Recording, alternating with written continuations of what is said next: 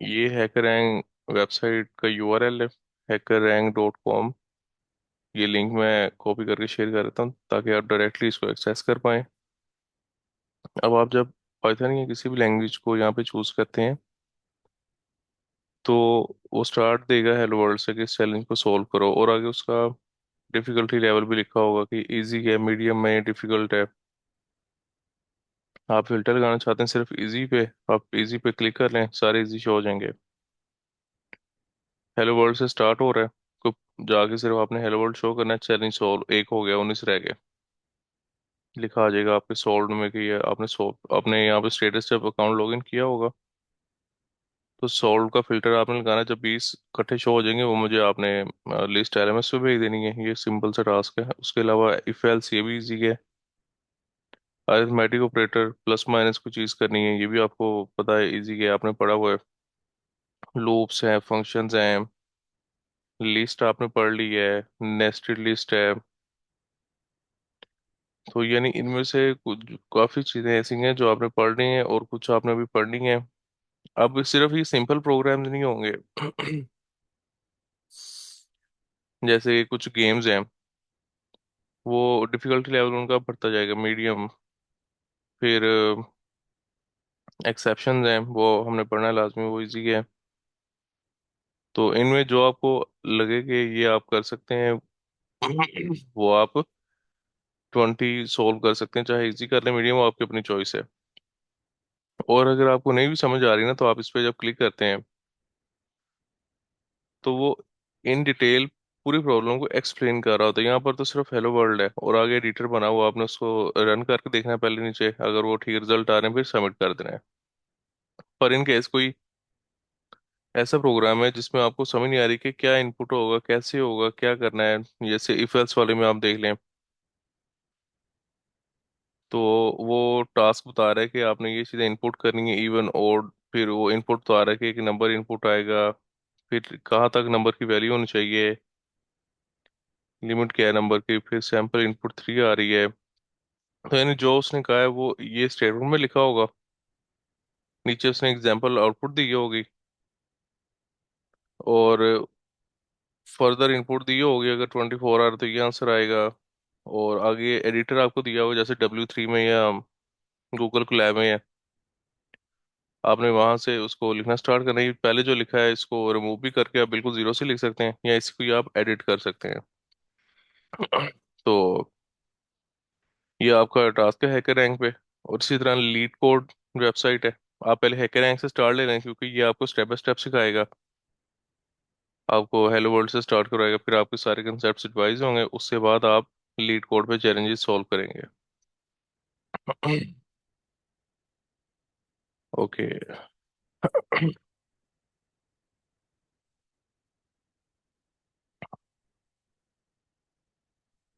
तो आज हम आगे फंक्शंस को देखेंगे। फंक्शंस में हम लास्ट लेक्चर में हमने ये पढ़ा होगा कि फंक्शन बनाते कैसे हैं या उनमें पैरामीटर कैसे पास करते हैं। तो अब हम देखेंगे कि फंक्शंस में फर्दर अगर हमने कोई मल्टीपल पैरामीटर्स पास करने हो या कौन कौन से हम उनमें टास्क परफॉर्म कर सकते हैं, इस चीज़ को आज हम देखेंगे।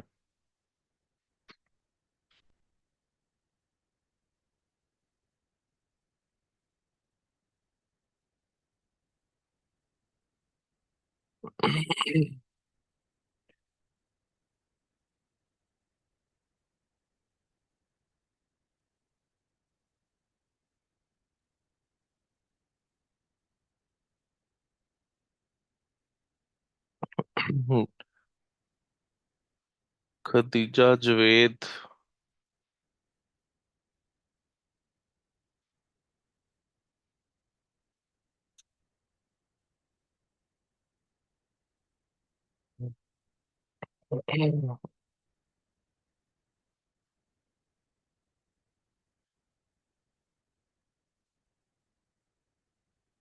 फंक्शंस। जी। थोड़ा सा इस बुक से भी देखते हैं। इसमें स्टेप बाय स्टेप लिखा हुआ है कि फंक्शन क्या होता है, फिर उसके आर्गुमेंट्स कैसे हम पास करते हैं,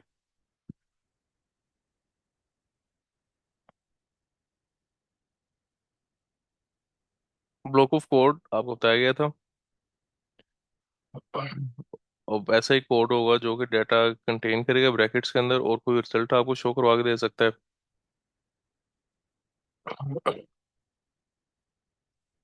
पाइथन के अंदर ये फंक्शन क्या है? In Python is block of code. हर जगह इसकी सेम डेफिनेशन है, that performs specific task can be executed whenever its name is invoked.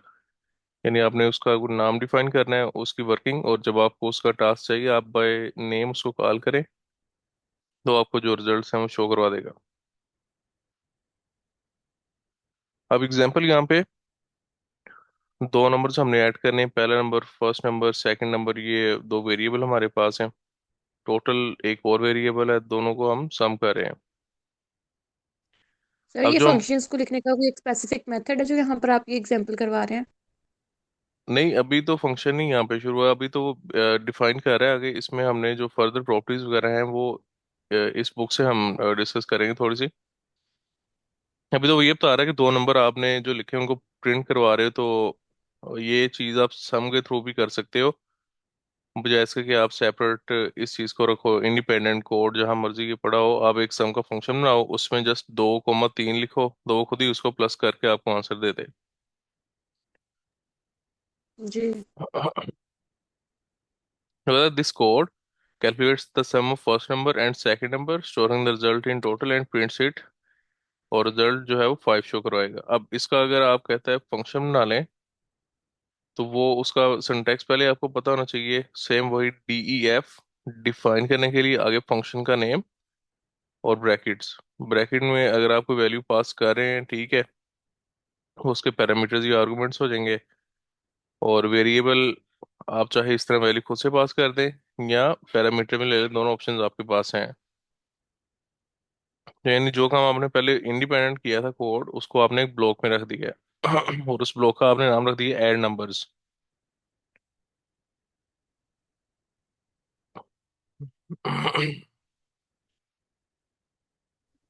अब वो कीवर्ड तो आ रहा है,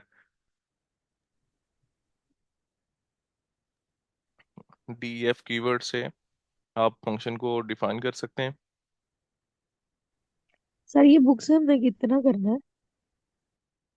जो आप W3 से पढ़ रहे हैं वो एज इट इज ही बुक में भी अवेलेबल है। कोई ये डिफरेंट चीज नहीं है। मैंने जब आपको कहा था पाइथन जो हम कर रहे हैं, वो मिड में भी आपको मैंने टॉपिक्स ही बताए थे, ये टॉपिक्स हैं। आप चाहे W3 से करें, बुक से करें, जहाँ से मर्जी करें, सेम है हर जगह। सर अभी के लिए भी हमें टॉपिक्स बता देना। हाँ जी, मैं बता दूंगा आपको। फंक्शंस अभी हम एक बार मैंने आपको रिवाइज करवाया है। अभी नेक्स्ट मैं आपको आर्गुमेंट्स इन फंक्शन जोन सा है वो अ, बताने लगा हूँ। ये हमने लास्ट लेक्चर में भी किया था। अभी हम आर्गुमेंट्स के वाले से थोड़ा सा आगे और डिस्कस करेंगे। फंक्शंस पे मैं इसलिए इतना करवा रहा हूँ, एक बार ये आपका रिवाइज हो जाए। फिर नेक्स्ट हमने पढ़नी है ऑब्जेक्ट ओरिएंटेड प्रोग्रामिंग। हमने उसमें ऑब्जेक्ट्स वगैरह या इस तरह वर्किंग करनी है, तो उसमें फंक्शंस हैं। तो ये आता होगा, फिर आपको ज़्यादा अच्छा समझ आ जाएगा। फंक्शन पासिंग देम इंफॉर्मेशन, अब ये हम कैसे पास करेंगे?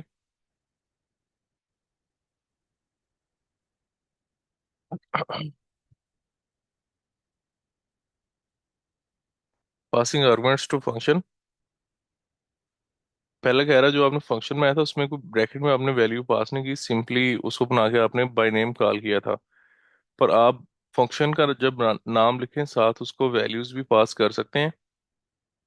अब डेफिनेट जब आप वैल्यू को पास करेंगे, यहाँ पर आपको कोई वेरिएबल चाहिए जो इन वैल्यूज को स्टोर कर सके, और फिर आगे आप उसको फंक्शन में यूज कर सको। तो यहाँ पर आपने लिखा फंक्शन का नाम, आगे फर्स्ट नंबर और फिर सेकंड नंबर। अब ये दो वेरिएबल हैं जिन्होंने आपके दो नंबर्स की वैल्यूज को स्टोर करना है जब उनको कॉल किया जाएगा। कॉल करने से क्या मुराद है कि आप उसका एग्जीक्यूशन के दौरान गूगल कोलैब पे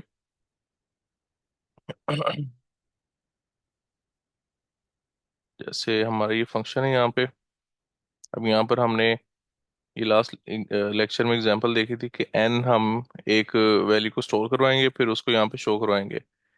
तो यहाँ पर फंक्शन जो है वो डिफाइन हुआ था। उसके बाद ये जो पार्ट है, यहाँ पर हमने फंक्शन को कॉल किया था बाय नेम। आप देखें तो फंक्शन का नेम UAF है, और यहाँ पर हमने UF लिखा और अंदर एक नंबर पास कर दिया नुमान, नंबर सॉरी नेम। तो नुमान यहाँ से N के पास गया, और आगे उसने वेलकम के साथ उसको कंकेटिनेट करके शो कर दिया। सर हम डायरेक्टली एन की जगह पर नुमान पहले नहीं लिख सकते ताकि नीचे वाली लाइन वैसे ही रिमूव हो जाए? लिख सकते हैं आप, अगर वेलकम नहीं करवाना चाहते, आप सिंपली अगर उसका नेम शो करवाना चाहते हैं आप करवा दें।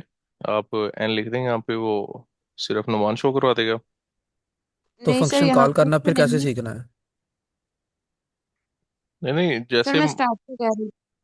हाँ जी हाँ जी, जैसे मतलब आप इजी रहे आप, जो कन्केटिनेट करने का तो है ये पर्पस कि आपको मैसेज अगर कुछ किसी और स्ट्रिंग के साथ शो कराना चाह रहे हैं, तो वो अक्सर इस तरह होता है कि आपने डिफरेंट वेरिएबल्स की वैल्यूज को कन्केटिनेट करके शो करवाना है, तो आप वैसे यहाँ पे कर सकते हैं।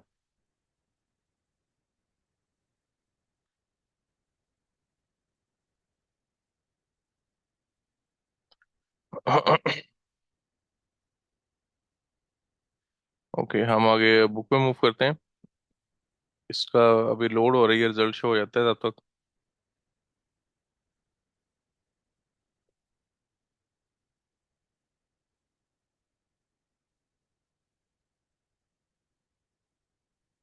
जी आप देखिए, इनवान शो हो गया है।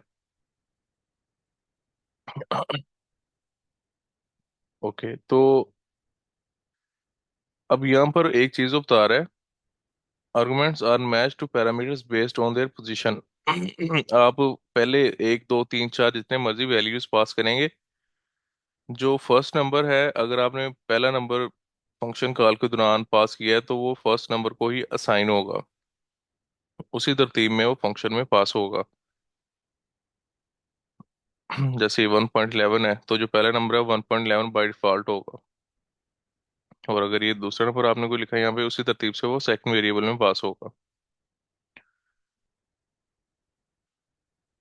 अब एक न्यू कंसेप्ट है यहाँ पे, function can accept various data types including strings and variables for example.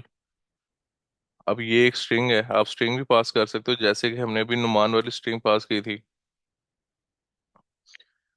Pass parameter and argument naming, the names of parameter and arguments do not need to match.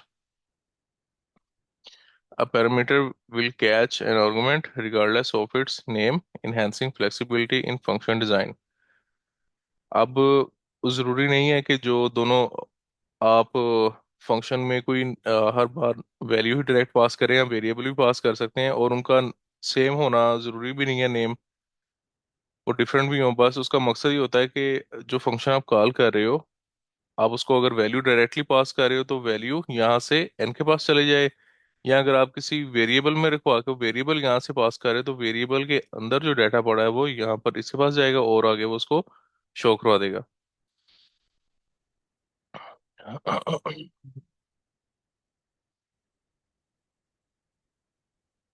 जी आगे है function passing information to them different way. अब किस तरह हम function में different ways के अंदर values pass कर सकते हैं?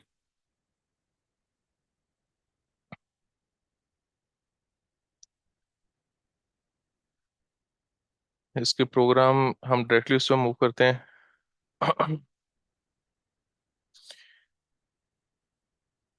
In Python, you can enhance functions by assigning default values to parameters, particularly useful for scenarios with common use cases. For example, in function that calculates sales tax, you can specify a default tax rate if most sales are in a particular state.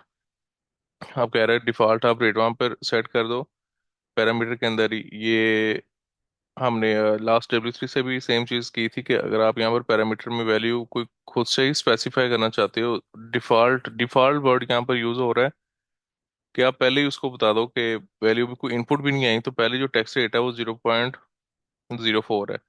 तो आप जहां पर simple variable लिखते हैं function के अंदर, वहां पर आप वेरिएबल के साथ इक्वल टू लगाएं, और साथ ही उसको वैल्यू भी पास कर दें।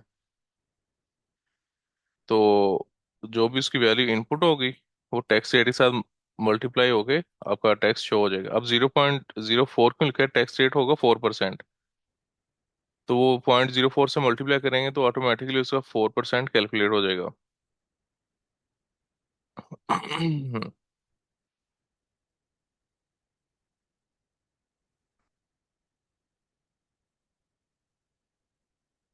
और इसमें you may also use empty default values for optional parameters for instance। अब इंस्टेंस क्या होती है? कोई सिनेरियो, किसी एक स्पेसिफिक आर्गुमेंट की value, if a product order function includes optional engraving text you can set up in like this। अब क्या इसकी एग्जांपल हो सकती है? आप उसको नल असाइन कर दो, कोई वैल्यू आप नहीं पास करना चाह रहे, मतलब आपने इनिशियलाइज तो करना है, पर आप उसको कोई स्पेसिफिक वैल्यू पास ना करें, आप उसको नल ही असाइन कर दें। बाकी यहाँ पे देखें, आपने वेरिएबल्स जस्ट डिक्लेयर किए हैं। डिक्लेयर से मुराद आपने उनका नाम स्पेसिफाई किया है जो आप फंक्शन में यूज़ करेंगे, पर यहाँ पर आप उनको स्टार्टिंग में एक नल पास करें कि अभी उसमें कोई वैल्यू हम नहीं रखवाना चाह रहे।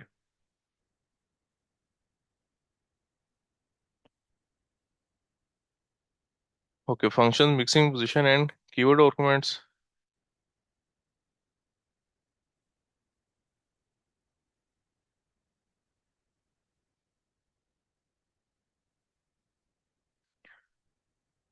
इसमें एक कंसेप्ट है ओवरलोडिंग का। अब ओवरलोडिंग में जो चीज जिसकी बेस पे हम ये डिफरेंशिएट करते हैं वो है आर्गुमेंट्स की टाइप्स।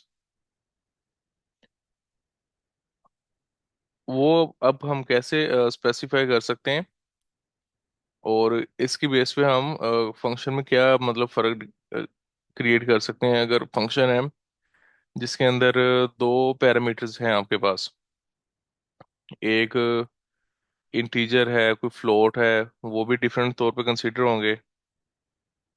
और इसके अलावा अगर आपने कोई डिक्शनरी क्रिएट की है, तो आपको याद होगा आपने कैसे क्रिएट की थी। आप लिखते थे ब्रैकेट्स के अंदर पहले नेम आइडेंटिफायर का, फिर उसकी वैल्यू, फिर यहाँ पर प्रॉपर्टी नेम, फिर उसकी वैल्यू, और इस तरह कोमा लगा के आप मल्टीपल वैल्यूज डिक्शनरीज में क्रिएट कर सकते हैं।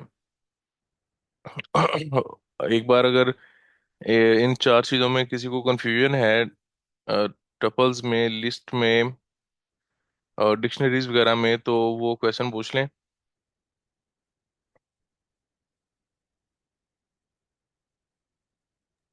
सर आज क्लास के बाद हमें ना ये टॉपिक्स के नेम बता दें जो हमने करने हैं प्रिपेयर। अभी तक जो टॉपिक मैंने ग्रुप में भेजे हुए हैं ना, वही हम चल कर रहे हैं। फंक्शंस मैंने भेजा हुआ था पहले ही, तो ये फंक्शन पैरामीटर्स वाले ये उसी का ही पार्ट है। सर ये सारी थ्योरी की बजाय अगर मेरे ख्याल है हम प्रैक्टिस ही करते जाएंगे तो ज्यादा बेहतर नहीं है, उधर कोलैब पे करते जाएं। डायरेक्ट ये प्रैक्टिस और थोड़ी तो बहुत इनपुट डब्ल्यू उधर ही थ्री रख पे ले जाए समझ लग। टेक्स्ट में। इसमें जो थ्योरी है ना, वो इनको आइडिया होना चाहिए आर्गुमेंट्स किसको बोलते हैं, मल्टीपल वैल्यूज जो यहाँ पे, तो वो सर ये भी साथ दोनों चीजें चलनी चाहिए ना पैरेलल। सर थ्योरी का इस तरह कर लेते हैं कि जो टेक्स्ट की जगह होती है ना वहां पे उधर टेक्स्ट रखे जाए, उस मतलब जो आगे कोड हमने करना है कि आगे हम्म। हम ये चीज करने लगे ये करने लगे, तो चीजें एक जगह सारी हो हाँ, जाएंगी। जो पेपर में है ना, point of view, paper point of view से वहाँ पर जस्ट प्रोग्राम्स नहीं है, वहाँ पर थ्योरी भी है। तो फंक्शंस क्या होते हैं, आर्गुमेंट्स क्या होते हैं, ये चीजें आपको अगर करनी तो आती हैं, पर डिफाइन करनी नहीं आती, तो वो भी नहीं चीज अच्छी। सर तो ये जो थ्योरी है ना, हम्म। इसकी हमें डब्ल्यू थ्री की जो थ्योरी है ना वो उसकी समझ लग गई है। ये तो हमारे लिए बिल्कुल ही न्यू है, हमने कुछ भी नहीं सर ये पढ़ा। मुझे भी फील ऐसे नहीं हो रहा यहाँ से नहीं डिफिकल्ट समझ लग आ रहा रही, आप ही W3 है। से सर ये करवा दें। ऊपर से गुजरता है। लग रहा है। चलिए हाँ जी सर, यहाँ से डब्ल्यू बिल्कुल नहीं डब्ल्यू समझ थ्री आ से रही। चलें, कर लेते हैं, वहां पर भी सेम ही है। ये दरअसल आपको इंटरफेस इसका ज्यादा अच्छा लग रहा है। हाँ जी सर, यहाँ पे ना थोड़ा ऑर्गेनाइज लिखा हुआ है, वहां पे ना थोड़ा सा वो ऐसे बिखरा बिखरा सा फील होता है। हम्म। सर उसने तो पेज ही फिल की है बुक के। हम्म। ओके, ये तो हमने कर लिया था पाइथन आर्गुमेंट्स। इसमें हमने कहा था हम फंक्शन को वैल्यू पास करते हैं। ये सेम वही एग्जांपल जो अभी हमने लैब पे देखी थी, कि हम नाम पास करेंगे और उसको प्रिंट कर देंगे। फिर ये भी लास्ट लेक्चर की चीज़ है कि कैसे हम वैल्यूज पास करते हैं, आर्गुमेंट क्या है और पैरामीटर क्या है। वो कहता था आमतौर पे दोनों को सेम कंसीडर किया जाता है। अब इसमें जो कंसेप्ट के वाले से एक पर्सपेक्टिव ये है कि आर्गुमेंट जो है एक्चुअल वैल्यू जो आप पास कर रहे हो फंक्शन में, और जो रिसीव कर रहा है जैसे कि यहाँ पर है, जो रिसीविंग एंड पे वो पैरामीटर हो जाएगा, और ये आपका आर्गुमेंट हो जाएगा जो आप एक्चुअल वैल्यू है। जबकि आप कुछ लैंग्वेजेस में मैंने बताया था, ये जो वैल्यू आप पास कर रहे हो इसको आप दो तरह से मतलब कहते हो आप, फॉर्मल पैरामीटर और एक्चुअल पैरामीटर। तो ये एक्चुअल पैरामीटर होता है और ये फॉर्मल पैरामीटर होता है जो वैल्यू को आगे स्टोर करवा रहा है फंक्शन में। आप एक से ज्यादा आर्गुमेंट्स भी पास कर सकते हैं, दो name, first name, last name अगर आप कर रहे हो। डिफॉल्ट ये भी अभी हमने बुक में भी पढ़ा है कि नेम में कोई वैल्यू हमने पास कर दी, फ्रेंड, हम वो नई फंक्शन कॉल करना चाह रहे, तो वो बाय डिफॉल्ट अगर आप नई कोई वैल्यू जैसे यहाँ पर आपने पास नहीं की, तो जो डिफॉल्ट वैल्यू उसके पास होगी आप वो शो करवा देगा वो। उसके बाद ये भी सेम उसी जैसी एग्जांपल है, keyword argument, you can send arguments with a की इक्वल टू वैल्यू सिंटैक्स। अब आप ये कैसे करेंगे कि अ, आपने दो पैरामीटर्स यहाँ पे रखे हैं, आप कह रहे हो आई हैव, आगे एनिमल का नेम आ जाएगा, और फिर प्रिंट माई एनिमल प्लस अब कंकेटिनेशन कोमा एस। अब ये इस तरह क्यों कर रहा है वो, कि जो भी एनिमल का नेम है उसके साथ एस लग जाएगा, एनिमल्स नेम इज आगे उसका नेम। तो आप डायरेक्टली वैल्यू पास कर दें, या आप वेरिएबल लिख के उसको वैल्यू साइन कर दें। उससे क्या होगा, रिजल्ट तो सेम आएगा पर आपका डॉग एनिमल को पास होगा, और यहाँ से एनिमल फर्दर इसको असाइन हो जाएगा। फिर अगर ये एक वर्ड है बडी, उस एनिमल का नेम, तो वो नेम को पास हुआ, और यहाँ से वो फंक्शन में एज ए पैरामीटर पास हो जाएगा, और आगे उसका रिजल्ट वो शो करवा देगा।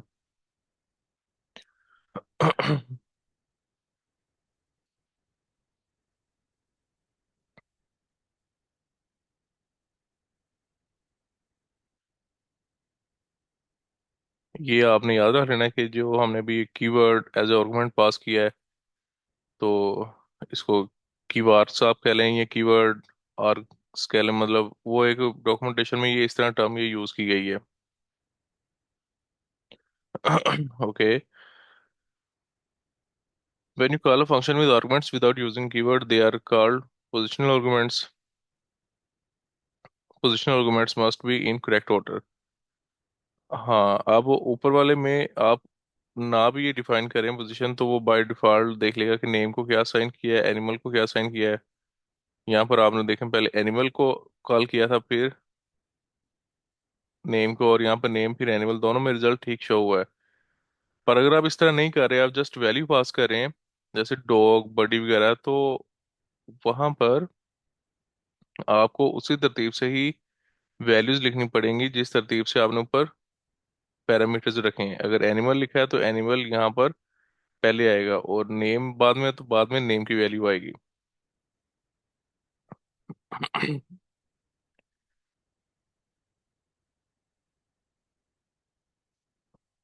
आप इनका कम्बिनेशन भी यूज कर सकते हैं।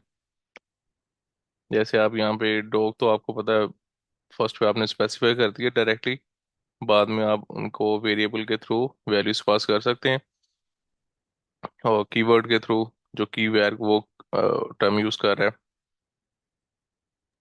अब सर यहाँ में ना पोजिशनल में मस्ट है कि हमने उसका साथ में लिखना है कि अगर एनिमल डॉग है तो एनिमल लिख के फिर डॉग लिखना है पोजिशनल के अंदर। पोजिशनल से मुराद है कि आप विदाउट वेरिएबल नेम उसको वैल्यू पास कर रहे हो। फिर आपने जो तरतीब रखी है, जैसे एनिमल नेम और एज है, तो उसी तरतीब से आप डायरेक्टली वैल्यूज ही लिख दोगे। जैसे डॉग लिख दिया आपने, फिर आपने आगे उसका नेम कोई बड़े लिख दिया और कोमा 5 लिख दिया, इनडायरेक्टली आपने वैल्यूज पास कर दी। पर अगर आप की वैर्स के थ्रू वैल्यू पास करना चाह रहे हैं, तो आपको फिर पहले आइडेंटिफायर जो आपने यूज किया है, जैसे एनिमल ऊपर है तो एनिमल लिखेंगे यहाँ पे इक्वल टू डॉग, फिर नेम इक्वल टू आगे उसका नेम, फिर एज इक्वल टू आगे उसकी एज। अब आप मिक्सअप भी कर सकते हो, कुछ को आप बाय डिफॉल्ट पोजीशनिंग के थ्रू साइन कर दो, जैसे यहाँ पे डॉग को किया है, और कुछ को आप की वैर्स के थ्रू वैल्यूज असाइन कर दो। ये तो था सर अभी असल में तक। जब हमने हाँ हाँ। फंक्शन कॉल किए बगैर करना है तो वो हम मतलब फंक्शन के अंदर ही कर रहे हैं डेफ के, क्योंकि हमें कॉल करनी, जब हमने फंक्शन से बाहर निकला तो फिर हमें फंक्शन का नेम भी कॉल करना पड़ना है।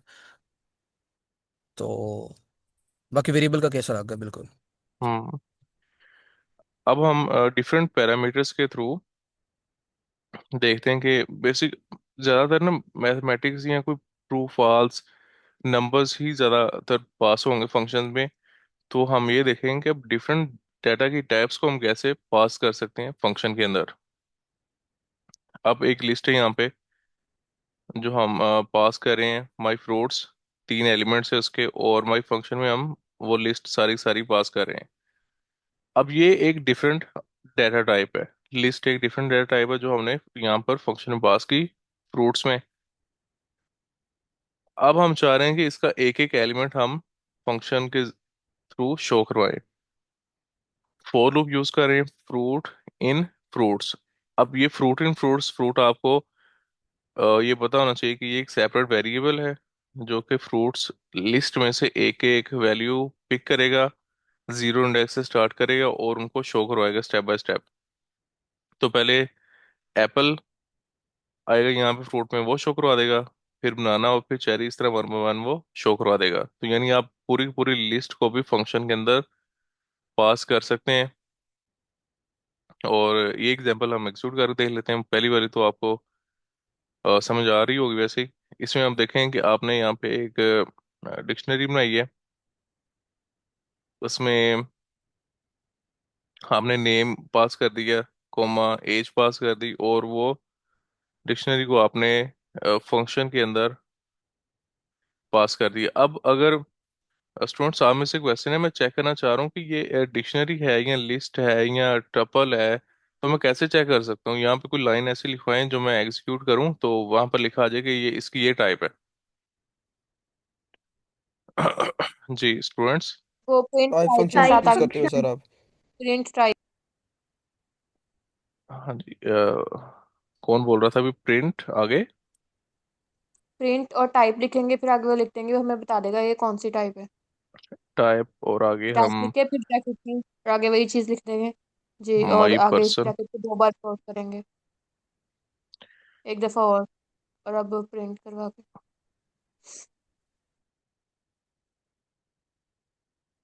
हम देखें डिक्शनरी यानी अगर आपको इनकेस कंफ्यूजन हो, वो तो डिक्शनरी में तो कंफ्यूजन वाली बात ही नहीं है, क्योंकि उसका तो सिस्टम ही सारा सेपरेट है कि प्रॉपर्टी विद वैल्यू आ रही है, वो तो है लिस्ट वगैरह से डिफरेंट है। तो अगर लिस्ट में आप कंफ्यूजन हो या टपल में कंफ्यूजन हो तो आप वहां पर ऐसे उसकी टैब चेक कर सकते हैं। अच्छा लगा मुझे आप लोग रिस्पॉन्स कर रहे हैं, यानी आपको थोड़ी बहुत समझ आ रही है। ये भी आप प्रैक्टिस करें। अब देखें आपने जो डिक्शनरी यहाँ पे पास की पर्सन को, और आप प्रिंट करवा रहे हो नेम। अब क्योंकि ये पर्सन यहाँ पर भी एक अब डिक्शनरी ही थी जिसने ये सारा इसको स्टोर करवाया है, तो अब उसके अंदर तो मल्टीपल वैल्यूज हैं। अगर आपको स्पेसिफिक कोई वैल्यू चाहिए तो आप यहाँ पे लिख देंगे पर्सन, यानी इसके अंदर कौन सी वैल्यू, नेम की वैल्यू, फिर पर्सन, आगे एज की वैल्यू। तो आप डिक्शनरी भी पास कर सकते हो फंक्शन में और आप उसको लिस्ट भी फंक्शन में पास कर सकते हैं। सर मेरा यहाँ पे एक क्वेश्चन था, मैंने पहले भी पूछा था आपसे। जी जी। जब हमने ऊपर लिखा है डिफाइन माई फंक्शन, पर्सन लिखा है ब्रैकेट के अंदर ना, हम्म। और जब उसी को डिफाइन किया तो वो हमने माई पर्सन से डिफाइन किया, तो ये दोनों डिफरेंट नहीं होंगे क्योंकि वो यहीं से कमांड नहीं लेता। ओके मैं बताता हूँ आपको। यहाँ पर हमने एक डिक्शनरी बनाई, माई पर्सन। अब ये हमारे पास एक आइडेंटिफायर है, या हमने यहाँ पे लिख दिया। इसके अंदर क्या मौजूद है? ये सारी की सारी डिक्शनरी। जब हम इसको फंक्शन में पास करेंगे ना, तो जो मैंने चीज हाईलाइट की, ये सारी की सारी एज इट इज जाके पर्सन में स्टोर हो जाएगी। हम ये चाहते हैं कि माई पर्सन को डिस्टर्ब ना करें, हम नीचे वाला जो माई पर्सन वो एज इट इज ही रहे। हम ऊपर जो है, जब फंक्शन में वैल्यू पास करें वो एक सेपरेट वेरिएबल में जाए, सेपरेट आइडेंटिफायर में जाए। तो फिर हम ये सारी की सारी वैल्यूज यहाँ से पिक करके पर्सन को असाइन कर रहे हैं, और फिर पर्सन को ही यूज करके हम आगे शो करवा रहे हैं। फंक्शन में जब भी इस तरह करेंगे ना, तो मोस्ट ऑफ द टाइम्स आप यही करेंगे कि आप जो फंक्शन में एक्चुअल वेरिएबल या लिस्ट या कोई डिक्शनरी पास कर रहे होंगे वो नाम डिफरेंट रखेंगे, और फंक्शन के पैरामीटर में जो आप नाम रखेंगे वो डिफरेंट रखेंगे, ताकि ऊपर आप कुछ उस वैल्यू में चेंजेस करें तो वो नीचे वाले पे इफेक्ट ना हो, वो एज इट इज सेम रहे, और ऊपर आप अगर उसमें कोई चेंजेस करें तो वो सेपरेट रहे। जी ठीक है। ओके जी, अब है रिटर्न वैल्यू। रिटर्न क्यों जरूरी है? अभी हमने जो बुक से पढ़ रहे थे वहां पर हम देख रहे थे ऐड नंबर्स। अब ऐड नंबर्स में हम दो नंबर्स चाहते हैं पास हों, और जब फंक्शन को हम कॉल करें तो वो उसका रिजल्ट हमें वापस फेंक दे। वापस की क्या इंग्लिश है? रिटर्न। तो अब बाय डिफॉल्ट हम ये देखते हैं कि एक फंक्शन हम बना रहे हैं, माई फंक्शन। उसमें हम चाहते हैं दो वैल्यूज पास हों। इसको रिलेटेड कर लेते हैं, हम इसका नाम रख लेते हैं सम। अच्छा, इसलिए उसने सम रखा, टोटल रख के देख लेते हैं। हाँ, टोटल कीवर्ड। तो अब टोटल का मकसद ये होगा कि जो भी इनके अंदर वैल्यूज लिखें हम, उसका टोटल कैलकुलेट हो और हमें वैल्यू वापस आ जाए। फंक्शन हम कॉल यहाँ पर करें इस पॉइंट पे, तो इसका नाम भी हम यहाँ पर रख लेंगे टोटल। इसके अंदर दो वैल्यूज हमने क्यों लिखी हैं? क्योंकि यहाँ पर हमारे फंक्शन में दो पैरामीटर्स हैं। 5 स्टोर करवाएगा एक्स, और 3 वाई के अंदर चला जाएगा। काम तो हमने यही करना था कि एक्स और वाई यानी जो वैल्यूज पास हुई हैं दो, उनको प्लस करना है और वापस भेज देना है, रिटर्न कर देना है। रिटर्न का मकसद क्या होता है? पहले हम जो भी फंक्शन में वर्किंग करते हैं वो यहाँ पर ही हम प्रिंट कर रहे थे, यहाँ पर ही शो करवा रहे थे। अब हम चाह रहे हैं कि हमें वैल्यूज जस्ट रिटर्न आए, उसको हम किसी वेरिएबल के अंदर स्टोर करवा लें और फिर उस वेरिएबल को शो कर दें, या हम डायरेक्टली इसको प्रिंट कर दें इस फंक्शन को। तो वो हमारी अपनी मर्जी है। इसको अब चला के देखते हैं। तो ये वैल्यू यहाँ पर शो हो रही है। ये इस तरह हम करते हैं क्यों है? अगर आप यहाँ पर ये मैसेज शो करवाना चाहें, सम इज, और उसके बाद आगे प्लस करके हम अगर रिजल्ट शो करवाना चाहें, तो फिर क्या सम इज इस तरह शो होगा? जी। एरर। सो एरर आएगा सर, क्योंकि वो तो हमारे पास इंटीजर आएगा। अब उसकी डाटा टाइप और है, वो स्ट्रिंग को जमा नहीं करेगा उसमें। बाय डिफॉल्ट तो कंकैटिनेट होता है, अब आ क्योंकि जाएगा। हम कोमल लगा लेते हैं, दोनों का मतलब सेम ही है यहाँ पे। अब यहाँ पे अगर हम इस तरह करवाना चाहते हैं कि आउटपुट में जो रिजल्ट आ रहा है उसको यहाँ पे कुछ साथ मैसेज लिख के शो करवाना चाहें, तो वो फिर यहाँ पे नहीं करवा पाते हम। तो रिटर्न का हमें ये फायदा है कि एक तो वैल्यू हमें वापस आ रही है, और अगर हम कोई उसमें फर्दर एडिशन करना चाहें या एवरेज फाइंड करना चाहें, तो सम तो हमारे पास है ना यहाँ पे रिजल्ट। अब अगर एवरेज फाइंड करना चाहें, वो एवरेज के लिए तो एक अलग फंक्शन बनाना पड़ेगा। नहीं, हम यहाँ पर इसमें इसमें कर सकते हैं चेंजेस। हम कह दें जी एवरेज, अब रिजल्ट डिवाइडेड बाय 2 कर देते हैं अगर हम, तो देखते हैं कि एवरेज हमें शो होगी।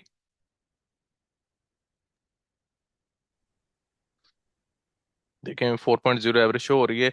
यानी हमने उसी फंक्शन को यूज करके यहाँ पर फर्दर आगे अपनी एग्जीक्यूशन में भी लेके आए हैं उसको। तो ये एडवांटेज है वैल्यूज को रिटर्न करने का, कि आप सारा फंक्शन के अंदर ही रिजल्ट्स को ना रखें, आप अपनी जरूरत के मुताबिक इसको यूज कर लें। अब और कौन कौन से फंक्शन हम इस्तेमाल कर सकते हैं? हम फंक्शन बना लेंगे कोई स्क्वेयर का, कि हम अंदर कोई नंबर पास करें। जैसे 5 पास किया है, तो क्या हमें वापस आंसर आना चाहिए इसका? 25। 25 आना ए, चाहिए। और SQRT, स्क्वेयर रूट, मतलब 25 अगर लिखें तो 5 वापस आंसर आ जाए। क्यूब लिखें तो मतलब 3 का क्यूब, तो वो 27 आंसर में आ जाए। यानी इस तरह हम अपनी रिक्वायरमेंट के मुताबिक कोई भी फंक्शन बना सकते हैं, और उसका आंसर फंक्शन के अंदर भी शो करवा सकते हैं यहाँ पर, और उसको रिटर्न भी कर सकते हैं।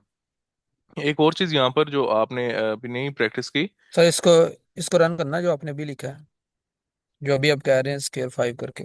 वो तो अभी बनाना है ना, अगर हम फंक्शन बनाए फिर चलेगा वो। वो यही मैं सोच रहा था कि मतलब फंक्शन के बगैर कैसे चलेगा। नहीं नहीं, वो ठीक मैं है। बता रहा हूँ फंक्शन आप बना सकते हैं इसकी अपनी जरूरत के मुताबिक। सर जो पहले एरर आया था वो डिफरेंट डाटा टाइप की वजह से था, हाँ, कि डिफरेंट डेटा प्लस के टाइप्स की वजह साथ नहीं से। कर सकते। वो ये स्ट्रिंग थी और ये आपका एक नंबर था। वो कह रहा था कि आप इनको प्लस करना चाह रहे हो, जो कि नहीं होगा। बाज़ का इस तरह एरर आता है, तो दोनों ऑप्शन आपके पास हैं, कोमा के साथ भी आप कर सकते हो। और प्लस के साथ भी यही सर प्लस। डिफरेंट है कोमा और प्लस का ना। स्ट्रिंग्स के साथ भी हम कर सकते थे उसको। हाँ, स्ट्रिंग आपने पहले जहां भी की है वहां पर प्लस ही आपने यूज किया है, क्योंकि प्लस का मतलब यहाँ पर कंकैटिनेशन है, और कंकैटिनेट आमतौर पे स्ट्रिंग होती है। अब यहाँ पर मैं आपको एक चीज बताना चाह रहा था कि आप फंक्शन को जो कॉल कर रहे हो और वैल्यू जो रिटर्न आ रही है, आप उसको वेरिएबल में ना रखवाओ।